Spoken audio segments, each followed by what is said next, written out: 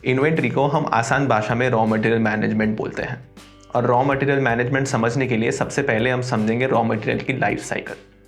ये life cycle शुरू होती है असेसिंग द नीड से।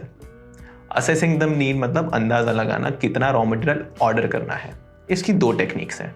एक है एनालाइजिंग पास्ट हिस्ट्री, मतलब पहले हमने इस सीज़न में या इस वक्त कितना रॉ मटेरियल ऑर्डर किया था।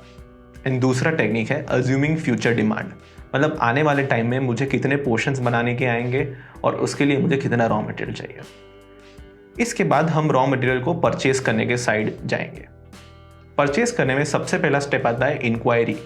हम मार्केट में जाके इंक्वायरी करते हैं और उसके बाद वेंडर को फाइनल करते हैं। एक बार वेंडर फाइनल हो गया तो उसको ऑनबोर्ड करने की सारी फॉर्मेलिटीज़ कंप्लीट करते हैं। जैसे ही वेंडर ऑनबोर्ड हो जाता है हम उसके यहाँ ऑर्डर प्लेस कर देते हैं। ऑर्डर प्लेस होने के बाद वो डिलीवरी आपके शॉप तक आती है। यहाँ पे दो केस हो सकते हैं। एक है केस ऑफ परचेज रिटर्न, मतलब गुड्स आ गए पर गुड्स स्टैंडर्ड के हिसाब से नहीं थे तो आपने वो रिटर्न कर दिए। अगर गुड्स स्टैंडर्ड के हिसाब से थे तो हमने वो गुड्स एक्सेप्ट कर दिए और अब का स्टेप आएगा जिसको हम बोलते हैं बिल सेटलमेंट। बिल सेटलमेंट में हम मोड ऑफ पेमेंट सिलेक्ट करते हैं, कैश, क्रेडिट, बैंक, और वो सिलेक्ट करने के बाद हम बिल को क्लोज कर देते हैं। ये जो सारी प्रोसेस होती है, इस सारी प्रोसेस को हम अकाउंट भी करते हैं।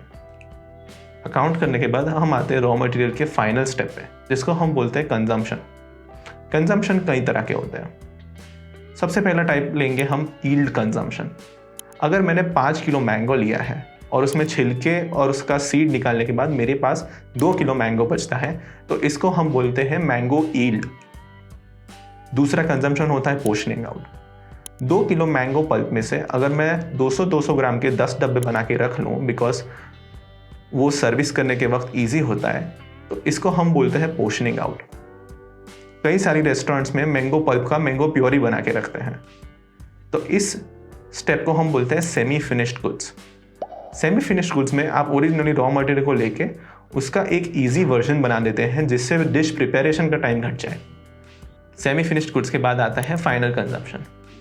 फाइनल कंजम्पशन में हम जब रॉ मटेरियल से डिश बना देते हैं तो उतना रॉ मटेरियल कंज्यूम हो जाता है, ये काउंट करते हैं। फाइनल कंजम्पशन के बाद अगर इस सारी प्रोसेस में कोई वेस्टेज होता है या एक्सपायर हो जाता है रॉ मटेरियल, तो इस स्टेप को हम वेस्टेज में काउंट कर लेते हैं। ये तो हमने समझ लिया रॉ मटेरियल का लाइफ साइकिल। अब हम ये समझेंगे कि रॉ मटेरियल की ये सारी एंट्रीज रिकॉर्ड कितने तरीके से होती है। तो रॉ मटेरियल की एंट्रीज 2 तरीके से रिकॉर्ड होती है, एक होती है फिजिकल और एक होती है डिजिटल। फिजिकल में जो एक्चुअल प्रोसेस होती है वो काउंट की जाती है और एंड ऑफ द डे या end of the year as per the SOP हम रॉ मटेरियल्स को चेक करते हैं कि कितने किलो मंगाया था, कितना किलो यूज़ होना चाहिए था, कितना यूज़ हुआ और कितना बचा है। दूसरा जो मैंने इन्वेंट्री फॉर्म बताया आपको, जिसको हम डिजिटल बोलते हैं, यहाँ पे कैसा होता है, आप सिस्टम में एक रेसिपी फीड करते हैं और रेसिपी फीड करने के बाद जैसे ही ऑर्डर्स पंच होते हैं फॉर दैट पर्टिकुलर आइटम, उसकी रेसिपी में मेंशन रॉ मटेरियल्स का क्वांटिटी अपने आप कम हो जाएगा सिस्टम में से। तो डिजिटल होता है और फिजिकल होता है।